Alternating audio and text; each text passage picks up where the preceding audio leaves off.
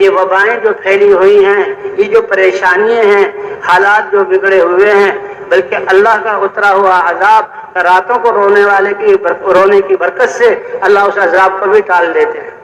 اور بھئی یہ جماعت جو اللہ کے گھر میں ہے، یہ معمولی لوگ نہیں ہیں، یہ تو اللہ کے راستے میں نکلے ہوئے ہیں، یہ تو حضور صلی اللہ علیہ وسلم کی محنت کے لیے نکلے ہوئے ہیں، ان کی تو جان اور مال اور یہ وقت اور سوچ اللہ کے دین کے لیے ہے۔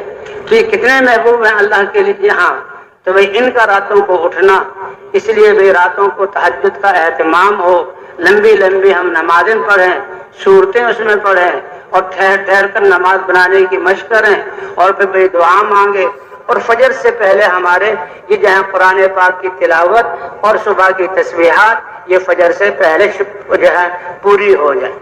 قرآن پاک کو ہاتھ میں لے کر اور دیکھ کر ناظرہ پڑھنا۔ ہم نے سنا مولانا الیاس صاحب رحمۃ اللہ علیہ فرماتے تھے کہ اللہ کا قرب حاصل ہونے کے لیے سب سے قوی عمل میں نے رات کو اٹھ کر جو ہے قرآن پڑھنے میں دیکھا۔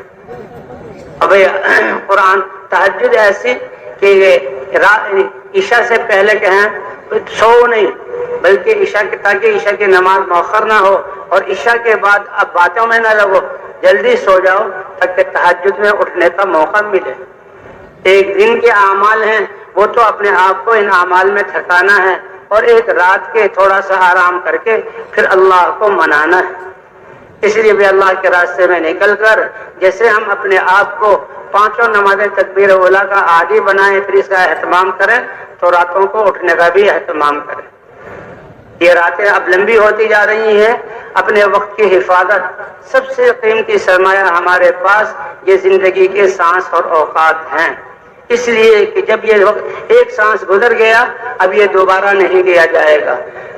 اور سب سے زیادہ انسان کو اسی بات پر افسوس ہوگا کہ میں نے اپنا فلاں وقت ضائع کیوں کر دیا۔ اس لیے بھی تہجد میں اٹھنا اور راتوں کو اللہ سے مانگنا، ہر ساتھ یعنی دعا تو اللہ سے راز و نیاز کی باتیں ہیں، اس میں ہمیں مزہ آئے۔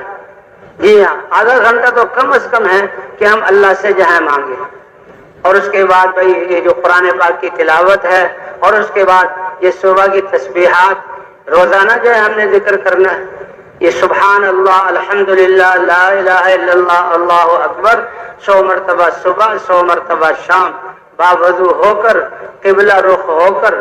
اس ذکر کا مطلب یہ ہے کہ ہر وقت اللہ کا دھیان ہمارے دل میں آ جائے، کسی وقت بھی ہم اللہ کی یاد سے غافل نہ ہوں۔ ہم اللہ کے بندے ہیں، ہم حضور کی امت میں ہیں، اللہ مجھے دیکھ رہا ہے، اور اللہ میری بات کو سن رہا ہے، اور اللہ میرے ساتھ ہے۔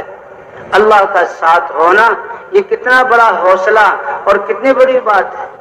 ایک بچہ بازار جاتے ہوئے باپ ساتھ ہوتا ہے، بچے کی جیب میں ایک دھیلا نہیں، لیکن باپ کے ہوتے ہوئے مطمئن ہوتا ہے کہ ساری عید کی ضروریات والد میرا خریدے گا۔ تو بھئی اللہ سے ہمارا ایسا جو ہے یقین اور جو ہے یقین ہو کہ اللہ میرے ساتھ ہے تو میرے سارے کام بن گئے۔ اس لیے اللہ کا دھیان جمانے کے لیے تیسرا کلمہ ہے، اور پھر بھئی حضور صلی اللہ علیہ وسلم کے احسانات کہ آپ نے کتنی مشقتیں جھیلی اور اپنے صحابہ کو یہ دین پہنچایا۔ اے اللہ، ہم تیرے نبی کا جہاں احسان ہم نہیں ادا کر سکتے، درود شریف کی صورت میں اللہ ہی سے رحمتوں کا مانگنا ہے۔ اس لیے جو آدمی حضور صلی اللہ علیہ وسلم پر ایک دفعہ درود پڑھتا ہے اللہ 10 رحمتیں نازل فرماتے ہیں۔ ایک صاحب نے کہا یا رسول اللہ، پھر تو میں ہر وقت آپ پر درود ہی پڑھتا رہوں۔ فرمایا ہاں، اللہ کی طرف سے بھی تمہاری ساری مشکلات میں تمہاری کفایت کی جائے گی۔ اور اس کے ساتھ ساتھ استغفار کا بھی اہتمام ہو، 100 مرتبہ صبح، 100 مرتبہ شام، یہ تو کم از کم ہے۔